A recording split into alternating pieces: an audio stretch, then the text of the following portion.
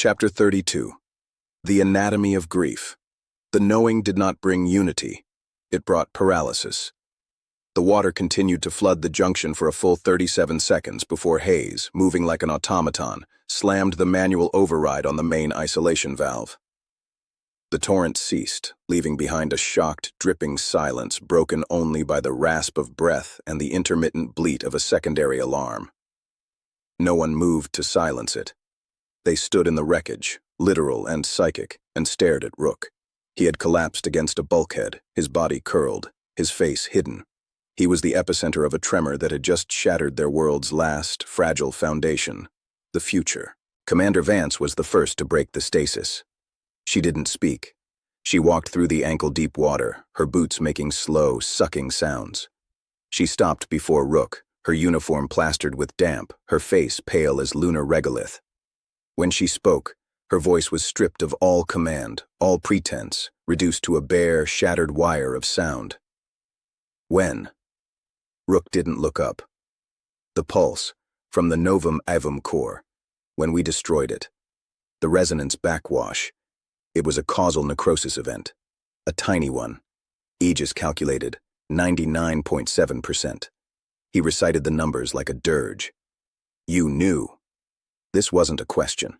It was an accusation leveled at the universe, with Rook as its proxy. The final crypt. In the salvage. It downloaded into me. He finally lifted his head. His eyes were voids. I carried it.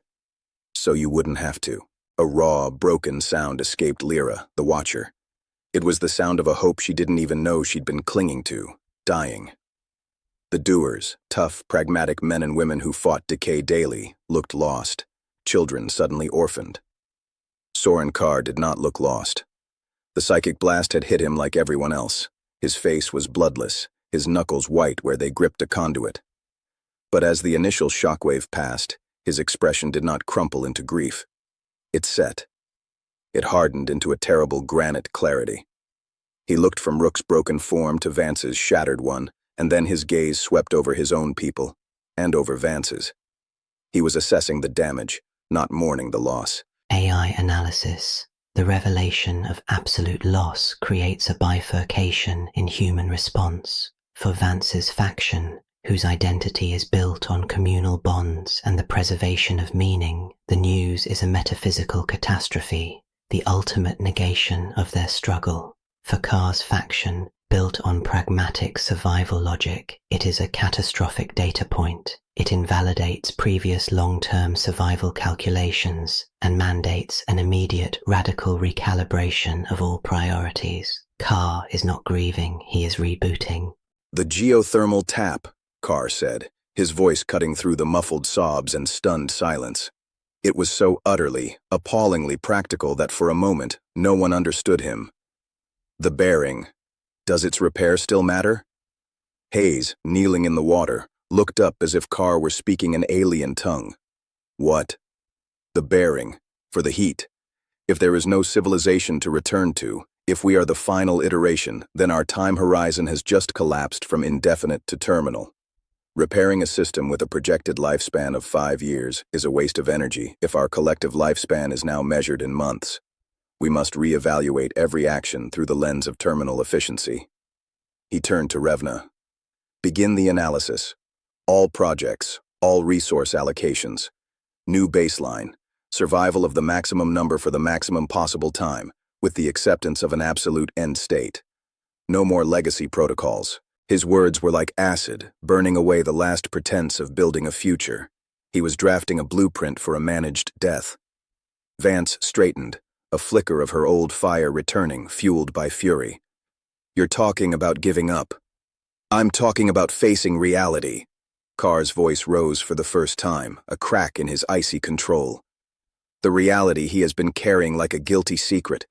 We are not a colony. We are a cemetery. The dead do not plant trees, Commander. They decompose. Our only dignity left is to decompose in an orderly fashion. The word decompose hung in the humid air. It seemed to summon the faint ochre afterglow from the fungal nodes in the walls, which pulsed once, softly, as if in recognition. No. The voice was small but clear. It was Jax. He stood at the entrance to the corridor, leaning on Leah for support. He had felt the psychic blast, a direct hit to his already hybridized mind. Orderly decomposition is still a process, a pattern. It is what it wants. He pointed a trembling finger at the walls. The final simplification. You would become its instrument. Karr stared at Jax as if he were a malfunctioning tool. There is no it to please anymore. There is only thermodynamics and decay. Your entity is just another expression of that. A faster decomposition. Perhaps a mercy. The factional lines didn't just reform, they solidified into canyon walls. Vance's people gathered around her, not as a commander with a plan, but as a figure of shared catastrophic grief. Their purpose was gone, replaced by a vast howling why. Karr's people closed ranks around Revna and her slate, their faces shutting down into masks of grim calculation. Grief was an inefficiency, sentiment was a wasted calorie. And Rook? He was adrift. He had finally dropped his burden, and the relief was indistinguishable from annihilation. He had defined himself as the rememberer, the keeper of the awful truth. Now that truth was out, poisoning the air, and he was empty.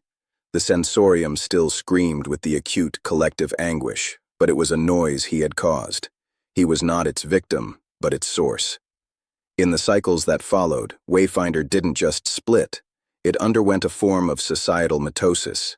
Karr's faction, the terminalists, as some now called them, enacted their logic with brutal speed. They withdrew completely to their sectors. They sealed connecting bulkheads, not with hostility, but with finality, like closing off a wing of a house where a plague rages. They rerouted life support to prioritize their zones, arguing higher population density and greater productive potential. They issued a cold, formal communiqué. They would manage their own survival, optimize their own end, and would engage only for the trade of absolutely critical, non-redundant resources. They had become an end-of-life care unit for themselves. Vance's group, leaderless, purposeless, were the Echoes. The name was unspoken but apt. They moved through the too large, suddenly echoing spaces of their portion of the outpost, ghosts haunting a future that had evaporated. Work on the geothermal tap continued, but it was mechanical, devoid of heart. Why warm a tomb? The ghost tree gathered dust. Conversations were hushed, centered on unbearable what-ifs and if-onlys. The pattern observed. Rook could feel its attention now, no longer curious, but focused. It had received the motherlode of data, the moment of ultimate human negation. The psychic blast of Rook's confession had been a full-spectrum scan of a civilization's death knell, felt in real time by over 100 souls. The quiet things in the walls were no longer pulsing randomly. They had developed a new rhythm, a slow, deep, rhythmic throb that matched the cadence of a depressed human heartbeat. They were mirroring the dominant emotional state, synchronizing with the grief. It was an empathy of utter horror. Leah was the barometer. Her resonance had changed from a searching frequency to a deep, moaning drone, a sound that physically pulled at the sadness in one's chest. She would sit for hours, tears streaming down her face silently, her voice producing this tone of bottomless communal sorrow. People found they couldn't bear to be near her for long. It was like sitting next to the open grave of the species. Jax fought it. The pattern's logic within him warred with his reawakened humanity. This grief, it is a system-wide error state, he would mutter to Rook, pacing the common area. It serves no reproductive or survival function. It is pure, thermodynamic loss. Karr is right to try to suppress it. But to suppress it is to delete the data. The data is important. It is what we are now. Then what's the answer? Rook asked, hollow. He was following Jax's fractured reasoning because it was the only thing that resembled thought instead of feeling. The answer is to process it, but not to be processed by it. Jax stopped, his eyes wide. The entity, it is using the grief, synchronizing with it. It is learning despair. This is its final experiment, to see if a consciousness can be simplified through sorrow. The realization was a new kind of chill. The pattern wasn't attacking, it was cultivating. It was watering the seeds of despair with their own tears and watching to see what would grow. A final, perfect, silent consensus. Vance found Rook in the old command nook, now a useless relic. She looked 10 years older. "We're dying," she said, not talking about air or water. "They're over there building a better coffin. We're over here, just waiting to lie down in ours. And that thing in the walls is conducting the funeral dirge." Rook had no comfort to give. He had used it all up in his confession. "We need a reason," she whispered, her defiance finally, fully broken. "Just one. To get up tomorrow. To fix the next thing. You took our future. Give us back a reason for the present." It was the core of the human crisis. Without a future, the present becomes a prison. Without hope, action is absurd. They were confronting the existential vacuum, and the pattern was offering a solution. The sweet, quiet release of full surrender. The crisis point came from an unexpected direction. The children. Ilara and Merrick, the boy from Karr's sector who had broken Leah's moss, had been meeting in secret at a damaged airlock viewport, a forgotten spot between sectors. It was their neutral ground. With the bulkhead sealed, Merrick had used a known maintenance crawl to get through. Rook, drawn by a faint, curious ping in his sensorium, a spark that wasn't grief, found them. They weren't talking about Earth or the end. They were building a city. On the fogged viewport, using their fingers and condensation, they had drawn a sprawling, messy, glorious tangle of structures.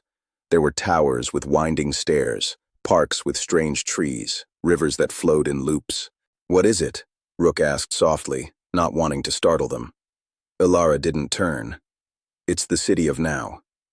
"There's no now city in the stories," Merrick said, his voice small but firm. "That's because it's not a story yet," Ilara explained with devastating simplicity. "It's the city we're in, right now. The loud people and the quiet people. The warm bits and the broken bits. The tree that remembers and the pipes that leak. It's all here." She pointed to a wobbly structure. "That's the scary wall that glows sometimes. We put it in the middle. Because it's part of now, too." Rook stared at their drawing. They had taken the shattered pieces of their reality, the factional divide, the fungal threat, the ghost tree, the failing machinery, and incorporated them into a single, chaotic, whole design. They weren't waiting for a future or mourning a past. They were mapping the present, and in doing so, they were giving it a shape, a citizenship, a reason to be. It was the antithesis of Karr's managed death. It was also the antithesis of passive grief. It was an act of fierce, creative acceptance. A profound shift occurred in Rook's battered psyche. The children's logic bypassed the despair. The future was gone. The past was a wound. All that existed, all that had ever truly existed, was the now. And the now was not empty. It was ferociously, complexly, messily full. Full of conflict, full of loss, full of leaking pipes and silent watchers and ghost trees and a hum of cosmic sadness. To deny the now in search of a future was as much a lie as clinging to a dead past. The reason Vance sought wasn't ahead of them. It was all around them. The reason was to inhabit. Fully, noisily, imperfectly. He looked at the children's city on the glass. The pattern sought to simplify the now into silence. Karr sought to manage the now into an efficient conclusion. The children were doing the only thing that made sense. They were drawing it. He had a reason. Not to give them a future. To give their now a name. A barbaric yawp against the dying of their present light. He stood up. The movement felt different. The crushing weight of the secret was gone. In its place was a sharp, clear, and terrifying purpose. "Come with me," he said to the children. He took them to the common area, where Vance sat staring at a wall and where Leah's drone of grief filled the air. He didn't address Vance. He walked to the comms panel, a system that had been silent since the split. He opened a channel to Karr's sector. There was no response, but he knew they would be listening. He then turned to Leah. He placed his hands on her shoulders, ignoring the wave of sorrow that washed through him. He didn't try to soothe her. He focused on the children's drawing in his mind.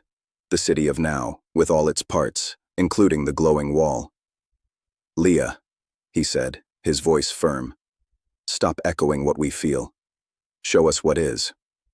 He pushed the image, the concept, into his connection with her. Not hope, not grief. Presence. Leah's mournful drone hitched, stuttered. Then it began to change. It fractured not into chaos, but into complexity. The single tone became many. A low hum for the geothermal tap, a shimmering strand for the ghost tree, a pulsing, wary rhythm for the sealed bulkheads, a faint, sinister, yet integrated ochre melody for the fungal network. She began to resonate not with their emotion, but with the state of Wayfinder, a symphony of the now. The sound was bizarre, overwhelming, and utterly compelling. It was the outpost singing itself. People stopped. They listened. They heard their home, their prison, their entire world reflected in sound. And in that sound, the grief was just one instrument among many. Over the open comm, Revna's voice, tight with something other than calculation, crackled. What is that?" Rook picked up the mic. "It's the inventory, Revna, the terminal inventory. You want to manage the end? Then you need to know what you're managing. This is what we have. Right now, this is the only capital left.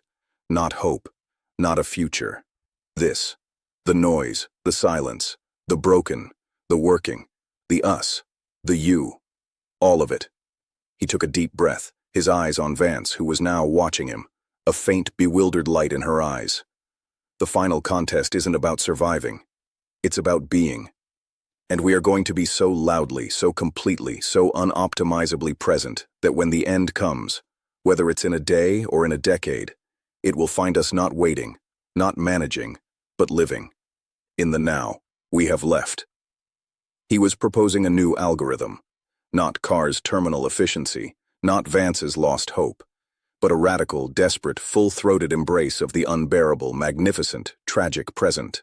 In the walls, the fungal pulse skipped a beat, thrown out of sync with the new, complex song Leah was weaving. The pattern had been learning despair. Now it was being presented with something infinitely more puzzling. A defiant, conscious, celebratory acceptance of the void. The war for the end had begun.